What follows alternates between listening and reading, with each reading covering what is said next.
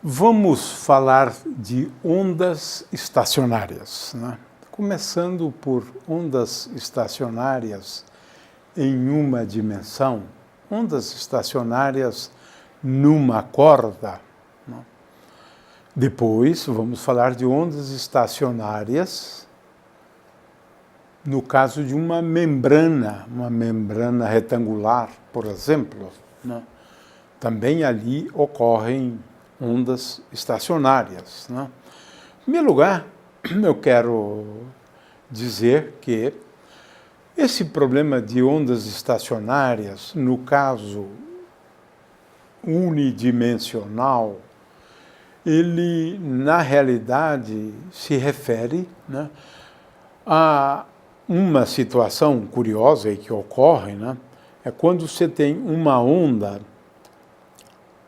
se propagando num sentido e uma onda de mesma amplitude, é difícil reproduzir uma onda de mesma amplitude, né, se propagando no sentido oposto. Então eu tenho uma onda que viaja nesse sentido, outra onda que viaja nesse sentido. Nós estamos falando aqui de ondas harmônicas, né, de mesma frequência, né, de mesmo comprimento de onda, né, e de mesma amplitude. É claro que eu poderia considerar um caso mais geral também, mas o caso que a gente vai considerar é bem simples na realidade, né? É claro que uma onda, né, ela é caracterizada pelo comprimento de onda, que é basicamente essa distância, né, entre dois máximos, como foi esse caso aqui, ou a distância entre esses dois máximos, ou a distância entre esses dois mínimos. Tá? Primeiro comprimento de onda. Ela é caracterizada também por uma velocidade, e a velocidade ela é realmente dada por essa expressão. V é igual à frequência da onda vezes o comprimento de onda. Tá? Muito bem. Agora, veja, nós estamos aqui falando da superposição de duas ondas harmônicas, né, que diferem apenas no sentido de propagação da onda, né?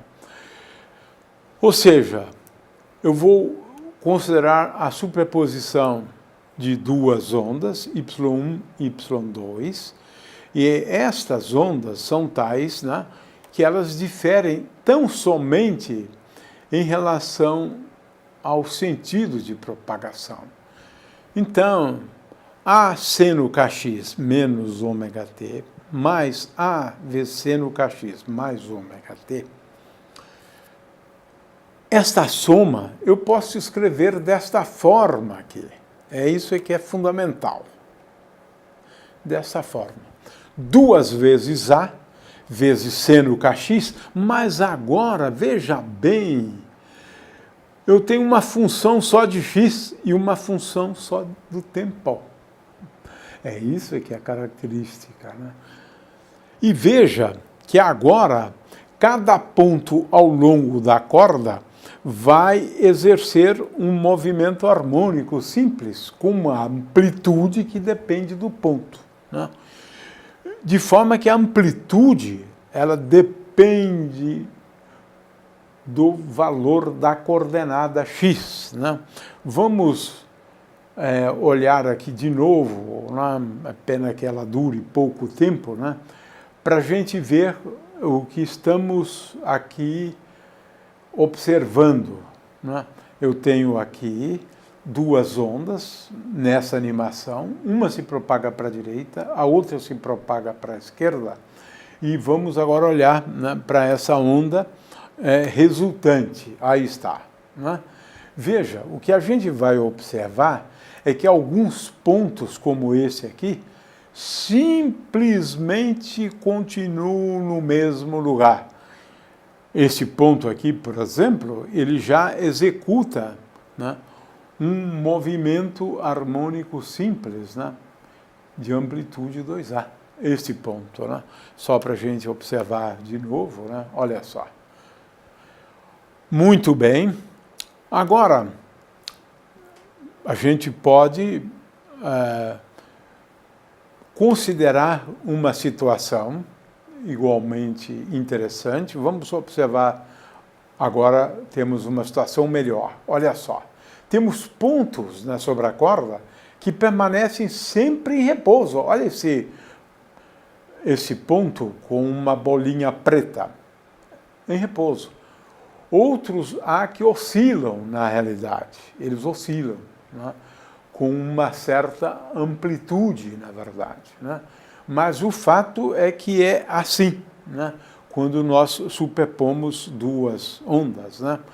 Agora, a situação que a gente está vislumbrando aqui é a seguinte: agora nós vamos considerar a corda, é como uma corda de um violão, presa nesses dois pontos. O comprimento da corda é L. O comprimento da corda é L. O que nós estamos impondo, né?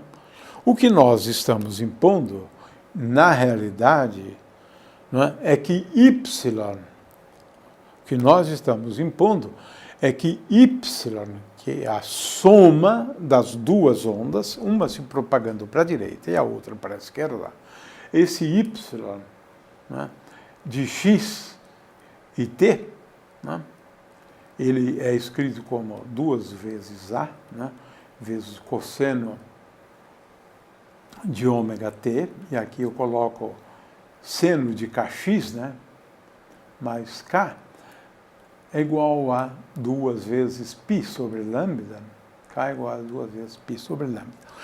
Então, veja, agora a corda está presa aqui. Consequentemente, eu tenho y de 0 e não importa o tempo, é igual a 0. É igual a 0. Né? E agora imponho também, mas veja que essa solução aqui atende a essa exigência. No entanto, tendo em vista que esse ponto também está preso, y de Lt é igual a 0. Ora, consequentemente, seno de kx é igual a 0. Né?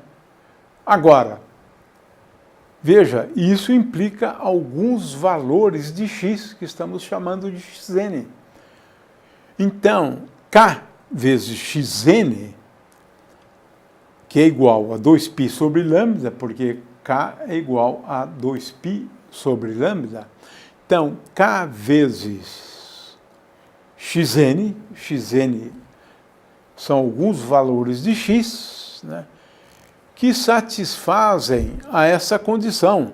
Kxn é igual a n vezes π. Claro, porque eu quero que seno de k vezes L, por exemplo, seja igual a 0. Né? Então, nós vamos começar, né, com um primeiro valor aqui, que é o valor de xn igual a 0, né, que é quando a corda está presa. Então, eu tenho essa condição. Né?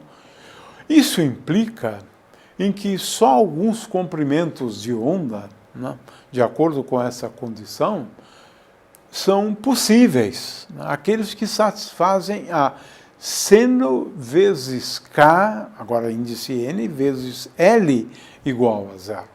Então, esses são os valores das frequências. Né? Agora, isso me leva, ou me acarreta, uma outra consequência, né?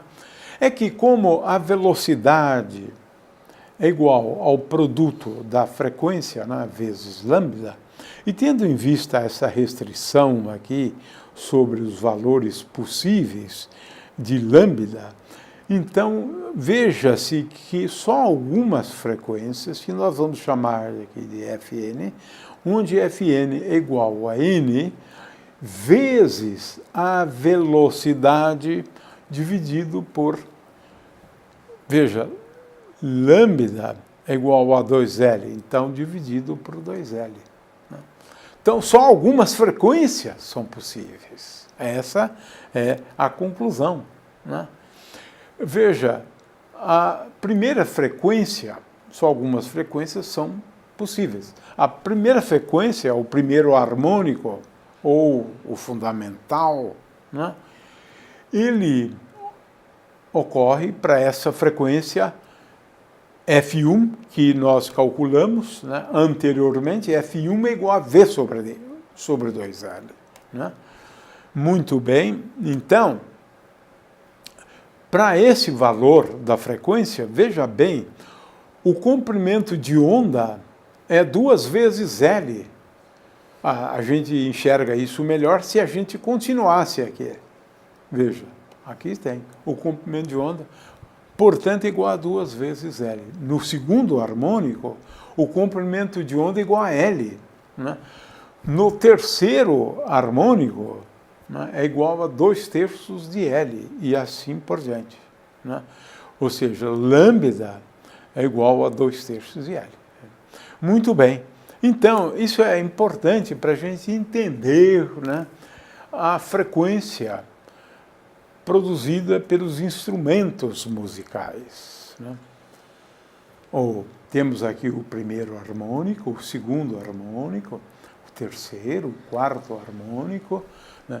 Neste caso aqui, o comprimento de onda é igual a 2 vezes o comprimento da corda do violão, porque agora o L aqui, né? É claro que a gente pode encurtar o L com os dedos, mas isso é um outro problema, porque é assim que a gente produz sons diferentes. Né? Mas, de qualquer maneira, né, lembrando que a velocidade é igual à raiz quadrada da tensão aplicada sobre a corda, dividido pela densidade linear. Né? Veja que eu tenho 6 cordas, e cada uma delas tem uma densidade linear diferente. Né? O fato é que agora a gente pode escrever a frequência produzida pelos sons musicais, né?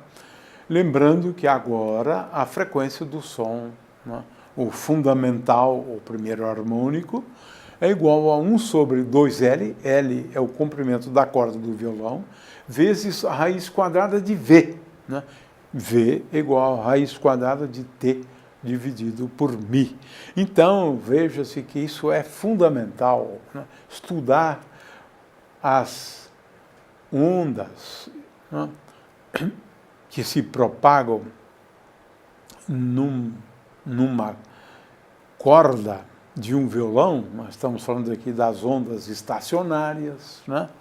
Elas são fundamentais para a gente entender os sons produzidos, né, pelos instrumentos de corda de uma maneira geral. Não é só do violão, do piano é a mesma coisa, do violoncelo é a mesma coisa, né? Do violino é a mesma coisa. O fato é que assim o é. Né? Então, eu tenho aqui esta animação, né? É uma pena que ela acho que não dura, por enquanto, muito tempo, mas nós vamos apresentá-la para vocês aqui ao término da apresentação.